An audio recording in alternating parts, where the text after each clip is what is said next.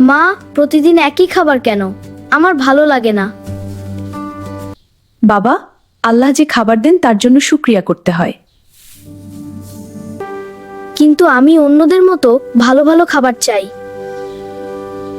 হাসান আল্লাহর নিয়ামতের কদর করত না। আমি আর খাব না।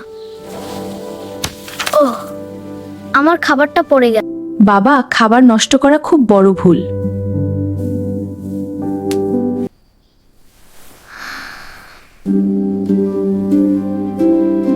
স্বপ্নে দেখে চারপাশ অন্ধকার। এখানে এত অন্ধকার কেন? যে নিয়ামতের কদর করে না সে একদিন নিয়ামত হারায়। আমি খুব ক্ষুধার্ত। কিন্তু কোথাও খাবার নেই। আমি আমার মায়ের রান্না চাই। আম্মা, খুব খিদে পেয়েছে। কেঁদো না বাবা, আম্মু এখনই খাবার এনে দিচ্ছি। এখন হাসান, কাঁদছো কেন বাবা? কেঁদো না, সব ঠিক।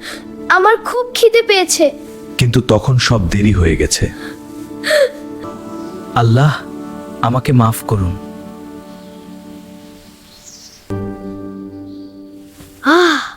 হঠাৎ আমার ঘুম ভেঙে গেল।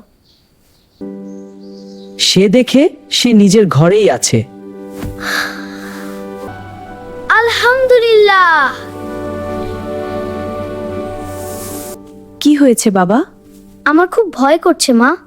কোনো ভয় নেই, আমি তোমার পাশে আছি। আমি ভুল করেছি মা। কি হয়েছে বাবা? আমি দুঃখিত।